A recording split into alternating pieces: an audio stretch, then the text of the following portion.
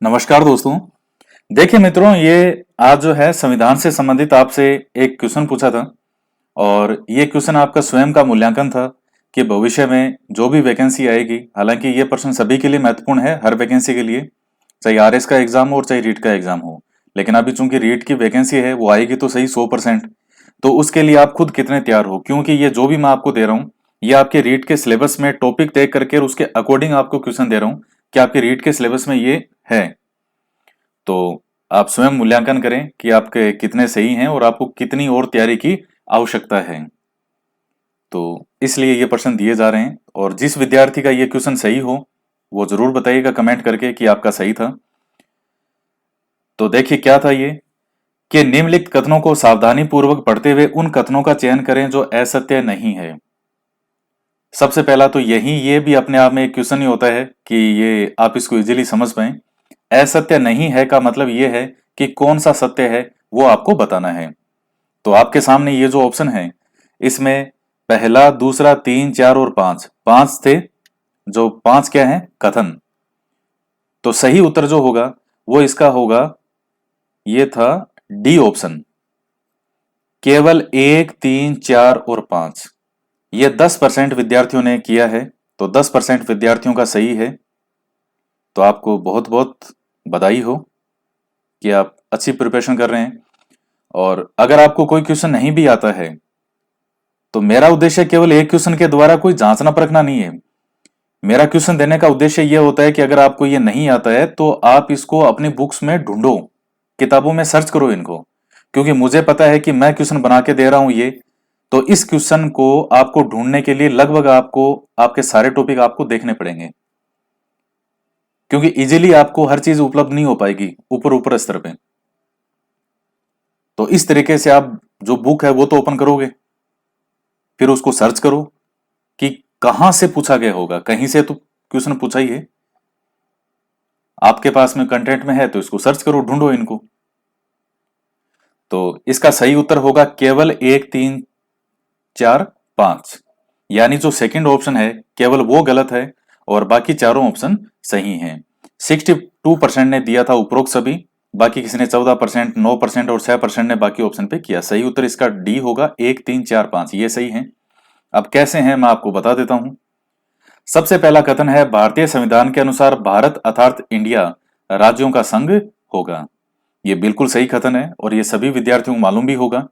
भारतीय संविधान में 395 आर्टिकल हैं, यानी 395 अनुच्छेद हैं। सबसे पहला जो आपका आर्टिकल है भाग एक, और यानी फर्स्ट भाग का फर्स्ट आर्टिकल, पूरे संविधान के 395 आर्टिकल में जो आपका सबसे पहला आर्टिकल है अनुच्छेद एक, वो यही है कि भारत अर्थात इंडिया जो है वो क्या होगा, वो राज्यों का संघ होगा। तो ये पहला अनुच्छेद है आपका और ये बिल्कुल सही है। तो ये बिल्कुल सही हो गया। फिर है आर्टिकल 22 के अनुसार किसी अपराध के लिए अभियुक्त किसी व्यक्ति को स्वयं के विरुद्ध साक्षी बनने के लिए बाध्य नहीं किया जा सकता। इसमें मैंने दो चीजों को आपसे में मिक्स कर दिया। ये जो किसी अपराध के लिए, ये लाइन अपने आप में पूरी सही है, लेकिन ये आर्टिकल 22 नहीं है, यह आर्टिकल 20 है। आर्टिकल 22 में ये नहीं है। ये लाइन बिल्कुल सही है लेकिन ये आर्टिकल 20 में है। तो इसका जो सही होगा तो आर्टिकल 20 हो जाएगा। देखिए आर्टिकल 20 जो है वो क्या है कि अपराधों के लिए दोष सिद्धि के संबंध में संरक्षण क्या क्या है। तो इसमें तीन मेन पॉइंट हैं। जैसे आर्टिकल 20 जो है आपके भविष्य में कभी एग्जाम में पूछा जाएगा तो ध्यान रखिएगा। अनुच्छेद 20 के तीन हैं उपभाग, यानी जो सब आर्टिकल हैं, एक, दो और तीन। और इसका जो तीन है यानी आर्टिकल 20 का सब क्लोज 3, इस सब क्लोज 3 के अंदर है कि किसी अपराध के लिए अभियुक्त किसी व्यक्ति को स्वयं के विरुद्ध साक्ष्य बनने के लिए बाध्य नहीं किया जा सकता। यानी उस व्यक्ति को आप बाध्य नहीं कर सकते। किसी, मान लीजिए किसी व्यक्ति पर कोई अपराध का आरोप लगाया गया कि तुमने ये अपराध किया, तो गवाह और सबूत इकट्ठे करने का काम पुलिस का है, जिसके आधार पर न्यायालय अपना फैसला सुनाएगा। किसी व्यक्ति को बाध्य नहीं कर सकते कि तुम खुद स्वीकार करो कि तुमने ये अपराध किया है, कि तुमने किसी को जान से मार डाला, तुमने हत्या की है, ये खुद स्वीकार करो तुम। अपनी स्वेच्छा से स्वीकार करे वो एक अलग चीज है, लेकिन किसी व्यक्ति को स्वयं के विरुद्ध साक्ष्य बनने के लिए बाध्य नहीं किया जा सकता। तो ये आर्टिकल 20 के सब क्लोज 3 में है। और जैसे पहला क्या है इसका, कि जैसे मान लीजिए किसी व्यक्ति ने जिस समय अपराध किया और उस समय वो विधि पर्वत थी उस अपराध से संबंधित, जो भी नियम था उसी के अकॉर्डिंग उसको सजा सुनाई जाएगी। जैसे मान लीजिए उदाहरण आपको बताता हूं, किसी व्यक्ति ने आज से 5 साल पहले कोई अपराध किया और उस समय उदाहरण के लिए मान लीजिए कि हत्या के लिए फांसी की सजा का प्रावधान नहीं था। अब आज मान लीजिए 2020 में यह प्रावधान कर दिया कि आज से कोई भी हत्या करेगा तो उसको फांसी की सजा सुनाई जा सकती है, यह प्रोविजन कर दिया। अब उस व्यक्ति पर केस चल रहा है 5 साल पहले का, जब उसने हत्या की थी। क्या उस समय हत्या के लिए फांसी की सजा का प्रावधान था क्या? उस समय नहीं था। तो जब उस समय नहीं था तो उस व्यक्ति को, चाहे उसका मुकदमा आज भी चल रहा हो, उस व्यक्ति को फांसी की सजा नहीं सुनाई जा सकती। या जैसे मान लीजिए उस समय किसी अपराध के लिए उस व्यक्ति ने वो अपराध किया जो उस समय जिसमें कोई सजा का प्रावधान ही नहीं है और भविष्य में सजा का प्रावधान हो गया, तो उसको नहीं सुनाई जा सकती। यानी जिस समय व्यक्ति कोई भी कार्य करता है उस समय अगर कोई विधि बनी हुई है तो उसके अकॉर्डिंग ही उस व्यक्ति पर कार्रवाई चलेगी, ना कि आगे भविष्य में क्या बनती है उसके आधार पर, चाहे उसका मुकदमा कितना ही लंबा चले। और जो इसका एक दूसरा है सब क्लोज, वो ये है कि एक व्यक्ति को एक ही अपराध के लिए 2 बार दंडित नहीं किया जा सकता। अपराध एक ही है लेकिन तुमने उसके लिए 2 बार सजा सुना दी, यह संभव नहीं है। इस पे एक फिल्म याद आ रही है, मुझे उसका नाम याद नहीं आ रहा, अमिताभ बच्चन की फिल्म थी वो, उसमें शायद विलेन अमरीश पुरी था। और अमरीश पुरी धोखे से इस प्रकार से अपनी हत्या कारित करवाता है कि अमिताभ बच्चन को अमरीश पुरी की हत्या के उसके जुर्म में उम्र कैद की वो कितनी लगभग 14 साल की सजा सुनाते हैं। और जब अमिताभ बच्चन अपनी जो वो अवधि है 14 साल का कारावास पूरा भी कर लिया, सजा काट के जब लौटा तब वो देखता है कि अमरीश पुरी तो जिंदा है। उसने किसी और व्यक्ति के अपना जो पर्स वगैरह रख कर किसी ऐसा करवा दिया जैसे कि खुद का मर्डर किया हो। अब वो अमरीश पुरी का पीछा करता है और उसे न्यायालय के सामने कोर्ट के अंदर ही वहां जाकर के उसको मारता है। तो फिर वो जज साहब कहते हैं कि पकड़ो इसे। क्या साहब भले ही पकड़ लो, लेकिन आप मुझे इस आदमी की हत्या के जुर्म में आजीवन कारावास की सजा सुना चुके थे और आपने ही सुनाई थी 14 साल पहले। तो अब एक ही व्यक्ति को आप एक ही अपराध के लिए 2 बार सजा नहीं दे सकते। भले ही मैंने इसका मर्डर अब किया हो, लेकिन आपने मुझे उस समय भी इसके मर्डर में उम्र कैद सुनाई थी 14 साल। तो ये मैंने आपको उदाहरण क्यों दिया है, ये लाइव उदाहरण है एक फिल्म का, ताकि आप अच्छे से समझे। एक व्यक्ति को एक अपराध के लिए 2 बार सजा नहीं सुनी, यानी 1 बार से अधिक सजा कभी नहीं सुनाई जा सकती। और तीसरा मैंने आपको बता ही दिया, स्वयं के विरुद्ध साक्ष्य बनने के लिए बाध्य नहीं किया जा सकता। तो यह आर्टिकल 20 है, ना कि आर्टिकल 22। आर्टिकल 22 तो वो है कि जैसे किसी को आपने बंदी बनाया है, जैसे किसी को मान लीजिए आपने किसी को अभियुक्त के रूप में पकड़ा है, तो उसे 24 आवर्स के मतलब उसके क्या क्या अधिकार हैं कि उसको 24 घंटे के अंदर जो है यात्रा का समय निकाल करके, और कोई भी जो मजिस्ट्रेट है, जो भी अधिकारी है, उसके सामने उसको पेश किया जाएगा। उस व्यक्ति को उसके अपने इच्छित जो वो चाहता है एडवोकेट वकील से मिलने का अधिकार होगा। तो वो आर्टिकल 22 की बातें, और भी 22 में कई चीजें हैं, खैर अभी यहां कोई वर्णन करना उसका आवश्यक नहीं है, लेकिन तो आप ध्यान में रखना। तो सेकेंड ऑप्शन है ये आपका गलत है, बाकी आपके तीनों बिल्कुल सही हैं चारों। कोई मंत्री जो निरंतर 6 मास की अवधि तक संसद के किसी भी सदन का सदस्य नहीं है, उस अवधि की समाप्ति पर मंत्री नहीं रहेगा। यह बिल्कुल सही पॉइंट है। क्या है इसका मतलब कि जैसे मान लीजिए कोई व्यक्ति है और उस व्यक्ति को मंत्री बना दिया गया है केंद्र में, तो यह भी हो सकता है कि कई विद्यार्थियों को यह बात पहली बार मालूम चल रही हो कि कोई व्यक्ति सदन का सदस्य नहीं है, ना ही लोकसभा का और ना ही राज्यसभा का, उसको भी मंत्री बनाया जा सकता है। आपकी आयु जैसे मान लीजिए जो लोकसभा की अगर आप वो योग्यताएं पूरी करते हैं, आपकी आयु 25 साल हो, इधर राज्यसभा का देखें आपकी आयु कम से कम 30 साल हो,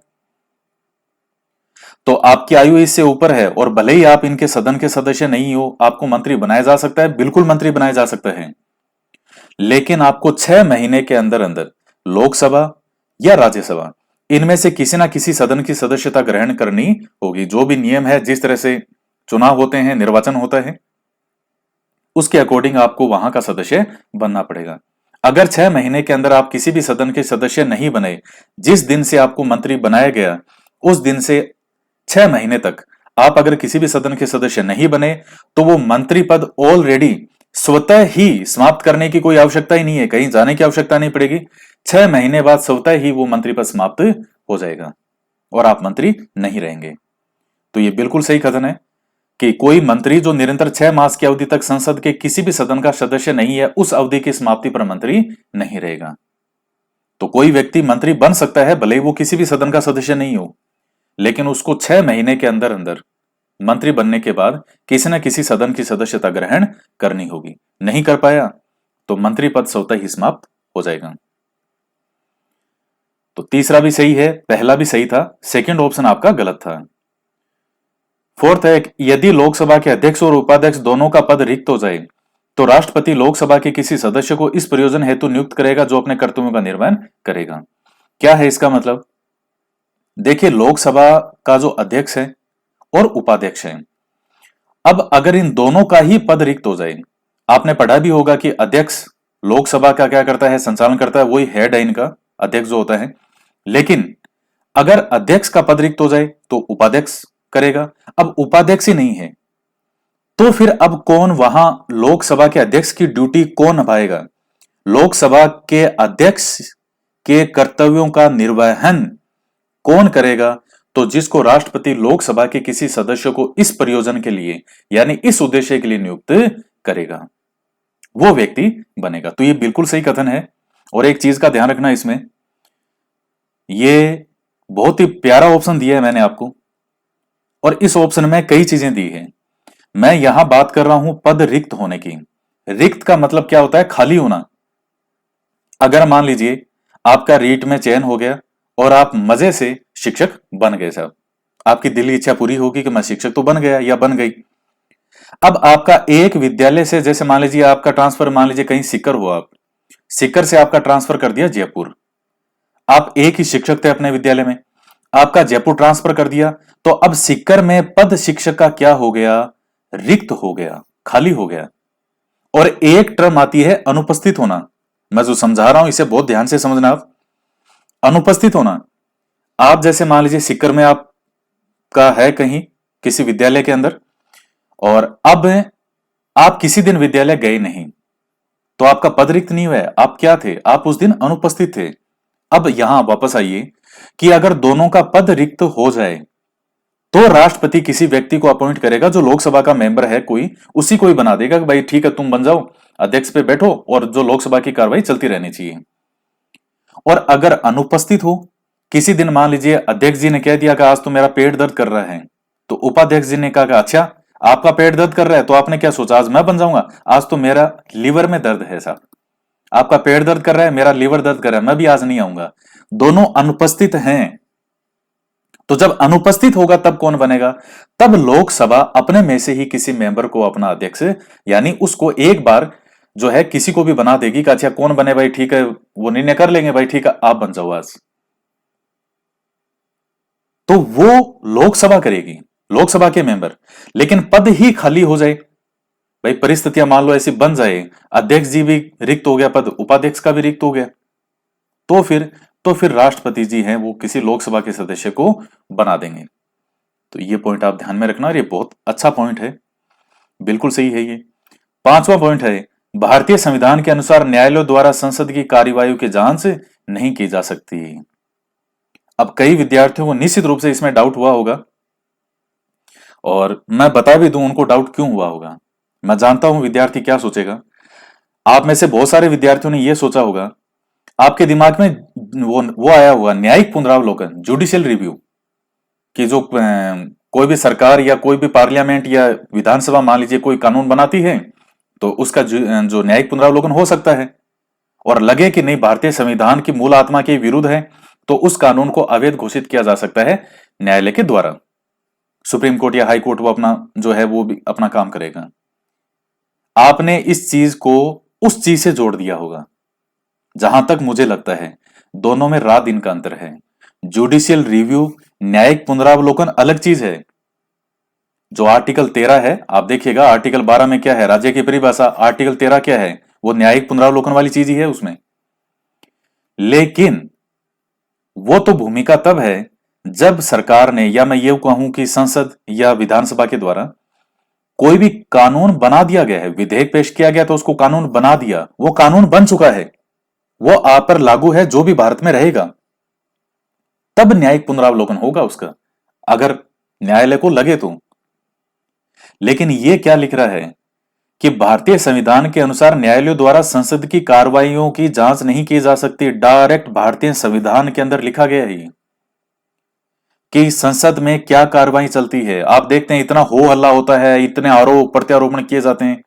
कभी भी सुना आज तक के इतिहास में, क्या आपने कभी ये चीज सुनी कि आज जो भी पार्लियामेंट में कार्रवाई हुई, जो भी आज इनकी जो भी था कार्यक्रम सारा, जो भी दैनिक काम होते हैं पार्लियामेंट में, क्या न्यायालय ने कभी जांच की उसकी कि भाई तुमने आज ये क्या बात की, तुमने क्या पेश किया, आज तुमने इससे प्रश्न क्यों पूछा, प्रश्नकाल में तुमको ऐसा प्रश्न नहीं पूछना चाहिए था, ये गरिमा के विरुद्ध है, तुमने ये क्यों नहीं पूछा, ये क्यों पूछा? संभव ही नहीं है, भारतीय संविधान के अंदर प्रोविजन ही नहीं है ये। न्यायालय, इसीलिए आप देखते हैं संसद के अंदर इतना हो हल्ला होता है, अरे एक दूसरे को वो जो क्या कहेंगे बिल फाड़ देंगे, जो संविधान के पेज फाड़ देंगे कॉपी के, उसको ये कह देंगे, एकदम कभी कभी तो मारने दौड़ने लग जाएंगे, किसी को चप्पल मार देंगे। न्यायालय का कोई हस्तक्षेप नहीं है उसमें। न्यायालय ये नहीं कह सकता कि आपने कार्रवाई की, क्या कार्रवाई की, आज आपने क्या क्या की, नहीं कर सकता। न्यायालय का कोई हस्तक्षेप संभव ही नहीं है इसमें।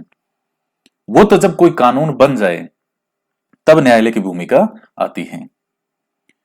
तो ये बहुत ही प्यारा क्वेश्चन बनाया था मैंने, और आपको, कि मुझे पता है कि कौन सा क्वेश्चन आपको आएगा, कौन सा पॉइंट आपको नहीं आएगा। मेरा पूछने का उद्देश्य केवल ये रहता है कि आप वैकेंसी का इंतजार भी कर रहे हैं तो पहले थोड़ा सा ये जरूर देखें कि वास्तव में आपकी तैयारी है क्या। दूसरी बात, आपको कोई क्वेश्चन नहीं आता है तो तुक्का मत लगाओ कि किसी ने 62% कर दिया तो 100% ही का, नहीं नहीं अब तो यही होता होगा तभी 62% ने किया है। या फिर किसी ने बहुत कम किया तो कई बार आपको लगता है कि नहीं नहीं, कई बार तो ऐसा भी हुआ कि 10% वाले का भी सही है, तो आपने कई बार तुक्का लगा दिया और तुक्के से सही हो गया। ऐसा नहीं है। आपको नहीं आता, आपकी किताबें खंगालो, उसमें ढूंढो इस चीज को। और मुझे पता है कि ये चीजें आसानी से आपको नहीं मिलेगी, ढूंढने में ही आपको कम से कम 30-35 मिनट कम से कम लगेंगे। तो उस बहाने आप कितनी चीजें साथ में देखोगे। ये एक क्वेश्चन नहीं है, ये अपने आप में बहुत कुछ है। तो इतनी चीजें आपको समझाई है, तो निम्नलिखित कथनों को सावधानी पूर्वक पढ़ते हुए उन कथनों का चयन करें जो असत्य नहीं है। तो यानी आपसे यह पूछना मैं चाह रहा हूं कि कौन सा सत्य है। तो सत्य कौन सा है? केवल 1, 3, 4, 5। इसमें केवल सेकंड ऑप्शन गलत है क्योंकि आर्टिकल 22 नहीं, यह आर्टिकल 20 के अनुसार है। बाकी चारों ऑप्शन बिल्कुल सही है इसमें। तो 10% विद्यार्थियों का यह सही था बिल्कुल। और 1% जैसे आपसे और पूछा था 5-6 दिन पहले, तो असत्य कथन का चयन करें, कौन सा असत्य है। तो इसका सही उत्तर जो है वो है केवल 5, और 69% विद्यार्थियों ने बिल्कुल सही जवाब दिया है इसका, अच्छी खासी संख्या में सही जवाब दिया है। तो इसका सही उत्तर होगा केवल 5। केवल यही ऑप्शन गलत था। क्या था इसमें कि भारतीय संविधान की उद्देशिका 4 प्रकार के न्याय की बात करती है, सामाजिक, धार्मिक, राजनीतिक और आर्थिक। ऐसा नहीं है। सामाजिक, आर्थिक और राजनीतिक न्याय, सामाजिक, आर्थिक और राजनीतिक न्याय, तो 3 प्रकार के न्याय की बात करते हैं। धार्मिक न्याय का कोई उल्लेख नहीं है, ये तो मैंने ऐसे ही एक टर्म जोड़ा था इसमें। तो केवल 5वां गलत है और बाकी इसमें चारों बिल्कुल सही है। पहला क्या था? जिस समय से उपराष्ट्रपति राष्ट्रपति के रूप में कर्तव्यों का निर्वहन करेगा वह सभापति के रूप में मिलने वाले वेतन भत्ते का हकदार नहीं होगा। उपराष्ट्रपति जो है वो, जैसे कभी मान लीजिए राष्ट्रपति का पद खाली हो गया, कोई भी इमरजेंसी हो गई, तो जब उपराष्ट्रपति राष्ट्रपति के रूप में कर्तव्यों का निर्वहन करेगा, राष्ट्रपति की ड्यूटी संभालेगा, तो वो राष्ट्रपति को जो मिलने वाली सुविधाएं हैं उसका हकदार है। तो फिर जो सभापति के रूप में उसको वेतन भत्ता मिल रहा था, तो अब उसका हकदार नहीं होगा जब तक वो राष्ट्रपति के पद पर है। तो सीधा सा पॉइंट था, ये बिल्कुल सही है। भारत का राष्ट्रपति उच्चतम न्यायालय का न्यायाधीश नियुक्त होने के लिए अर्हित किसी व्यक्ति को भारत का महान्यायवादी नियुक्त करेगा। तो अब भारत का राष्ट्रपति यानी महान्यायवादी की नियुक्ति कौन करता है? जैसे अपने क्या किसी राज्य की बात करें तो किसी भी राज्य के अंदर होता है महाधिवक्ता, जिसको अपॉइंट करता है राज्यपाल। और भारत स्तर पे तो महान्यायवादी होता है जिसको नियुक्त कौन करता है? राष्ट्रपति। तो राष्ट्रपति किसको महान्यायवादी नियुक्त करेगा? जिसमें सुप्रीम कोर्ट का न्यायाधीश बनने की योग्यता है। अर्हित किसी व्यक्ति को नियुक्त होने के लिए, अर्हित यानी जो व्यक्ति सुप्रीम कोर्ट के, अब यहां इन्होंने अलग से व्याख्या नहीं की कि महान्यायवादी है तो उसके लिए क्या क्या योग्यता होनी चाहिए। इन्होंने कह दिया भाई साहब जिसमें सुप्रीम कोर्ट का न्यायाधीश बनने की योग्यता हो। और सुप्रीम कोर्ट का न्यायाधीश बनने की योग्यता क्या है? तो इन्होंने कह दिया कि हमने तो पहले लिख दिया आर्टिकल में, आगे लिख देंगे, तो कि वहां लिख दिया। तो जो सुप्रीम कोर्ट के न्यायाधीश बनने की योग्यता होगी, ऐसा कोई भी व्यक्ति, उसको जो है भारत का महान्यायवादी नियुक्त किया जा सकता है, महान्यायवादी। तो यह भी सही था। पंचायतों की वित्तीय स्थिति के पुनर्विलोकन के लिए राज्यपाल एक वित्त आयोग का गठन करेगा, बिल्कुल सही बात है। और ये जो राज्यपाल के द्वारा गठित वित्त आयोग है, ये नगर पालिकाओं की वित्तीय स्थिति का भी पुनर्विलोकन कर सकेगा। तो ये दोनों बातें बिल्कुल सही है। तो 1, 2, 3, 4 बिल्कुल सही थे, 5वां गलत था। आपसे असत्य पूछा था, तो इसका सही उत्तर हो जाएगा केवल 5। इसके साथ ही एक और क्वेश्चन पूछा था आपसे लगभग 1 सप्ताह पहले, इसको भी मैं क्लियर कर देता हूं। निम्नलिखित कथनों को सावधानी पूर्वक पढ़ते हुए असत्य कथन का चयन करें। आपको क्या बताना था? असत्य कथन कौन सा है? तो इस 5 जो आपको कथन दिए गए हैं, इन 5 कथन में कोई भी असत्य नहीं था। तो इसका सही उत्तर होगा उपरोक्त में से कोई नहीं। 33% विद्यार्थियों ने बिल्कुल सही जवाब दिया था। बाकी 10% ने 3 कहा, 25 ने, 13 ने, 18 ने, तो सबने अलग अलग दिए। 33% जो है विद्यार्थियों ने सही जवाब दिया। लगभग 5800 विद्यार्थियों ने जो है ये इस पे वोटिंग पोल किया था। तो ये चीज है। तो अब ये कैसे होगा उपरोक्त में से कोई नहीं, क्योंकि सभी कथन सत्य हैं, कोई असत्य है ही नहीं, तो इसलिए हो जाएगा उपरोक्त में से कोई नहीं। क्या है? भारतीय संविधान की उद्देशिका में 5 प्रकार की स्वतंत्रताओं का उल्लेख किया गया है। अब भारतीय संविधान की जो प्रस्तावना है वो आपके जो सिलेबस है रीट का उसमें भी है और बाकी सब एग्जाम में भी आता है। उद्देशिका यानी प्रस्तावना। तो क्या है 5 प्रकार की स्वतंत्रताएं? हम भारत के लोग भारत को एक संपूर्ण प्रभुत्व संपन्न समाजवादी पंथ निरपेक्ष लोकतंत्रात्मक गणराज्य बनाने के लिए तथा उसके समस्त नागरिकों को सामाजिक, आर्थिक और राजनीतिक न्याय, विचार, अभिव्यक्ति, विश्वास, धर्म और उपासना की स्वतंत्रता। विचार, अभिव्यक्ति, विश्वास, धर्म और उपासना की स्वतंत्रता। तो विचार, अभिव्यक्ति, विश्वास, धर्म और उपासना की स्वतंत्रता, 5 प्रकार के नामों का उल्लेख है स्वतंत्रता में। तो यह आपका हो गया, बिल्कुल सही है। 5 प्रकार की स्वतंत्रता का उल्लेख किया गया है। विचार, अभिव्यक्ति, विश्वास, धर्म और उपासना की स्वतंत्रता। तो पहला सही है बिल्कुल। संविधान के अनुच्छेद 19(1) में 6 प्रकार की स्वतंत्रताओं का उल्लेख किया गया है। तो अब देखिए जो आर्टिकल 19 है, वैसे तो उसका नाम है कि वाक स्वतंत्रता आदि विषय कुछ अधिकारों का संरक्षण, लेकिन आर्टिकल 19 का भी जो सब क्लोज 1 है, तो इसमें 6 प्रकार की स्वतंत्रताएं दी गई हैं। 6 प्रकार की स्वतंत्रताएं कौन कौन सी है? अब जैसे अलग अलग है। पहली स्वतंत्रता इसकी आती है कि अब आप इसको कैसे लिखेंगे? आर्टिकल 19, इसका सब क्लोज 1, इसका सब क्लोज क। तो अब इस क है, फिर ख है, फिर ग, ये घ, हड़र, ऐसे करके। तो सबसे पहले स्वतंत्रता क्या है? वाक स्वतंत्रता, यानी विचार और अभिव्यक्ति की स्वतंत्रता, जिसको आप कहते हैं यानी बोलने की स्वतंत्रता। तो पहली स्वतंत्रता यह है। दूसरी क्या आती है? शांतिपूर्वक सम्मेलन की।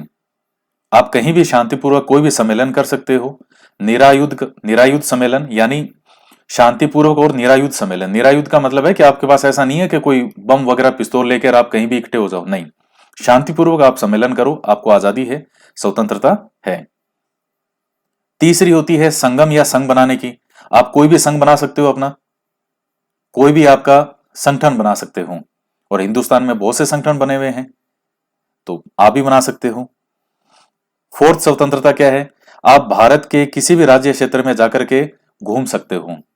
आप पर कोई रोक टोक नहीं है कि जैसे मान लीजिए आप केरल घूमने के लिए चला गए, तो केरल सरकार आपको यह नहीं कह सकती कि आप कहां से आए, राजस्थान से, आप राजस्थान से यहां कैसे आ गए, नहीं कह सकती। क्यों? आपको पूरे भारत, ये भारत आपका है, भारत आपसे बना, आप कहीं भी जाओ तो आपको स्वतंत्रता है इस चीज की। तो ये 4 स्वतंत्रता है, तो ये होगी आपकी। और 5वीं स्वतंत्रता है कि आप भारत के किसी भी राज्य में जाकर के रह सकते हो, कहीं भी आपको निवास करने की स्वतंत्रता है, आपका मन करे जहां जाओ। और छठी स्वतंत्रता क्या है? आप कोई भी अपना व्यापार जो है या आजीविका कर सकते हो।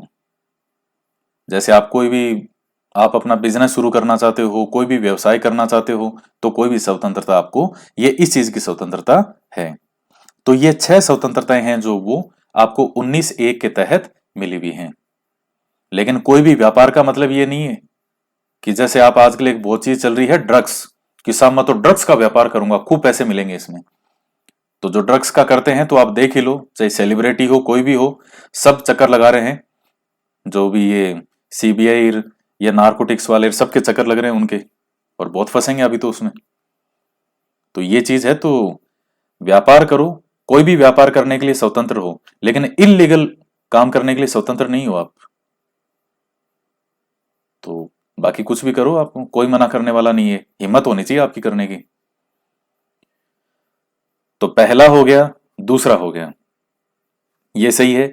तीसरा आता है कि भारतीय संविधान के अनुसार प्रत्येक व्यक्ति का मूल कर्तव्य है कि वह वैज्ञानिक दृष्टिकोण का विकास करे। अब देखिए, मैंने आपको मूल कर्तव्य, जो 11 मूल कर्तव्य हैं, वो याद करवाने की शॉर्ट ट्रिक भी बताई थी, आपको याद भी हो गए थे। कई विद्यार्थी यहां पर इस व्यक्ति और नागरिक में फंस गए। वो कहते थे कि नहीं सर, यहां नागरिक वर्ड लिखा हुआ है। देखिए, अकॉर्डिंग टू ऑप्शन होता है, हाँ ये है कि व्यक्ति नागरिक में डिफरेंस होता है, लेकिन यहां जो आपसे जानने का उद्देश्य है वो ये व्यक्ति और नागरिक में डिफरेंस करना नहीं था। आपसे यहां जो मेन चीज जाननी है वो ये है कि आपको इस वैज्ञानिक दृष्टिकोण के बारे में पता है या नहीं है, कि ये मूल कर्तव्य का विकास, ये मूल कर्तव्य उसमें आता है या नहीं आता। तो बिल्कुल आता है, वैज्ञानिक दृष्टिकोण की भावना का विकास करें। कई कह रहे थे सर इसमें भावना वाला टर्म आपने नहीं लिखा। ऐसे नहीं होता है, पॉइंट टू पॉइंट अगर आप इस तरह से उसमें करोगे तो आपका क्वेश्चन गलत हो जाएगा। आप क्वेश्चन की थीम को समझिएगा कभी, कि वो आपसे पूछना क्या चाह रहा है। यानी ये क्वेश्चन मैंने दिया है, मैं आपसे क्या सुनना चाहता हूं? मैं आपसे यह सुनना चाहता हूं कि आपको वैज्ञानिक दृष्टिकोण के बारे में पता है या नहीं है। तो भारतीय संविधान के अनुसार प्रत्येक व्यक्ति का, तो यहां इसमें आपको कंफ्यूज होने की कोई आवश्यकता ही नहीं है। प्रत्येक व्यक्ति का मूल कर्तव्य क्या है कि वे वैज्ञानिक दृष्टिकोण का विकास करें। तो ये बिल्कुल सही है। अनुच्छेद 123 के अनुसार राष्ट्रपति और 213 के अनुसार राज्यपाल अध्यादेश जारी कर सकते हैं। अध्यादेश क्या होता है? अध्यादेश जब संसद का सत्र नहीं चल रहा हो, या राज्यों की बात करें विधानसभा का सत्र नहीं चल रहा हो, और उस समय अचानक किसी कानून की आवश्यकता आ गई, तो फटाफट कोई सत्र नहीं बैठाया जाएगा। तब राज्य के संविधान का हेड कौन है? राज्यपाल है। और सेंटर में जो हमारे मूल संविधान का, भारतीय संविधान का हेड कौन माना जाता है? संरक्षक, राष्ट्रपति को। और राज्य का कौन है वैसे प्रमुख? तो राज्यपाल है। हालांकि राज्य के संविधान का हेड नहीं, ये टर्म सही नहीं होगी अपने आप में। राज्य का प्रमुख जो कौन माना जाएगा? तो राज्यपाल। तो अब क्या होगा? अनुच्छेद 123 क्या कहता है कि राष्ट्रपति कोई भी अध्यादेश जारी कर सकता है, वो कानून का काम ही करेगा। अब वो बात अलग है कि जब संसद का सत्र आएगा तो वो कितने समय तक रहेगा, कितने समय बाद स्वतः ही समाप्त हो जाएगा, संसद कितने समय के लिए बढ़ा सकती है, वो चीजें अलग है। मतलब वो चीजें बात की है। कोई इतनी, अभी आपसे इतना ही पूछा था कि अध्यादेश जारी कर सकते हैं? बिल्कुल कर सकते हैं।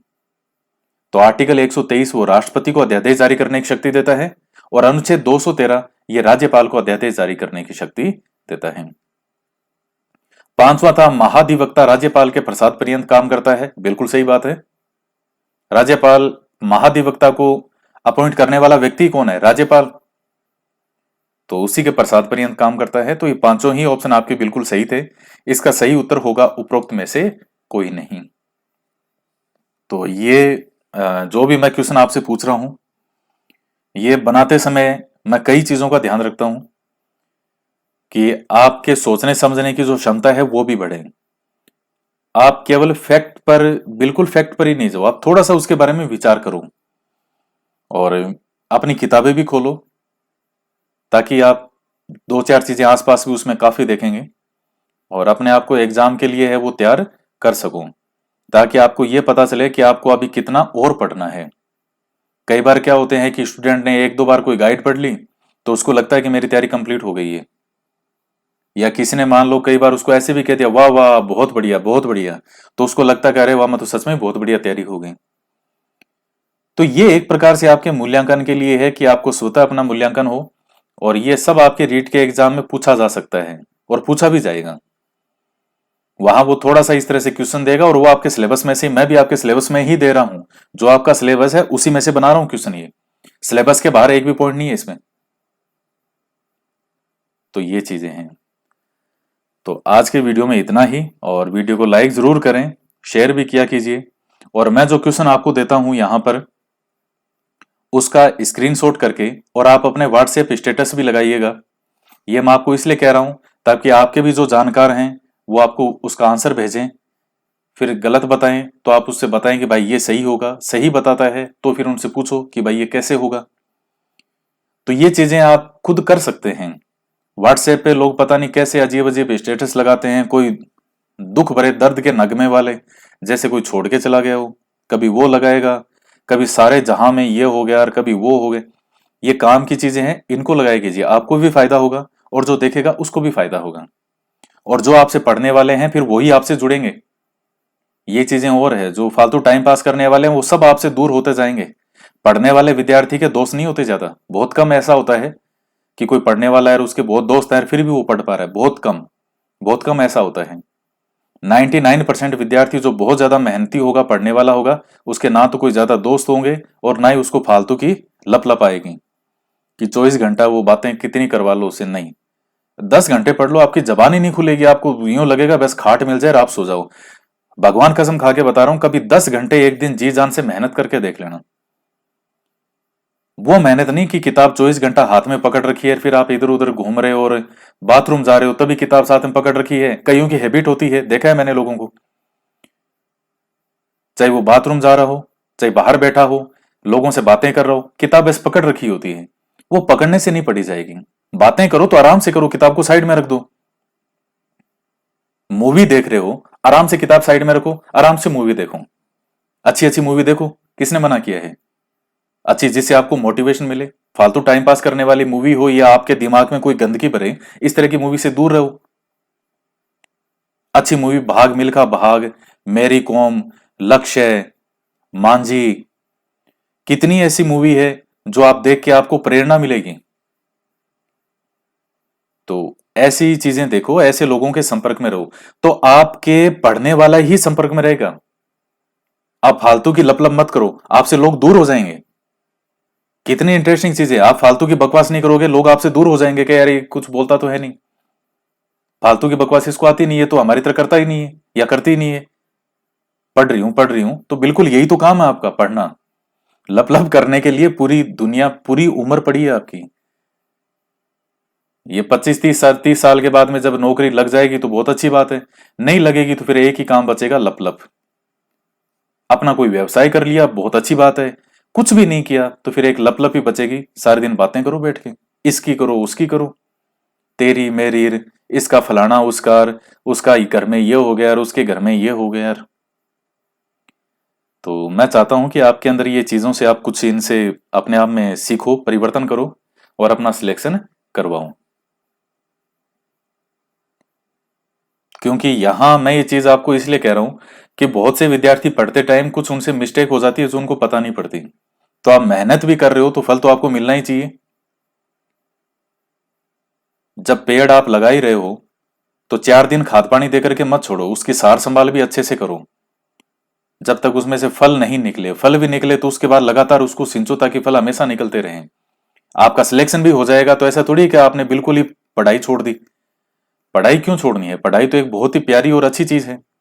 पूरी उम्र किताबों को साथ लेकर के चलो, पढ़ाई को हॉबी बनाओ कि जब तक जिएंगे पढ़ेंगे। नौकरी भी लगेगी बहुत अच्छी बात है, उसके बाद भी पढ़ते रहना है। तो ये बेसिक सी चीजें हैं। खैर आज हम इतनी बातें करेंगे, वीडियो काफी बड़ा हो गया है, लेकिन इसमें जो चीजें आपको बताई है वो ऐसी है जो आपका सिलेक्शन कराने के लिए सफिशिएंट है। तो आज के वीडियो में इतना ही। तो मिलते हैं नेक्स्ट वीडियो में एक नए टॉपिक के साथ। जय हिंद, जय भारत।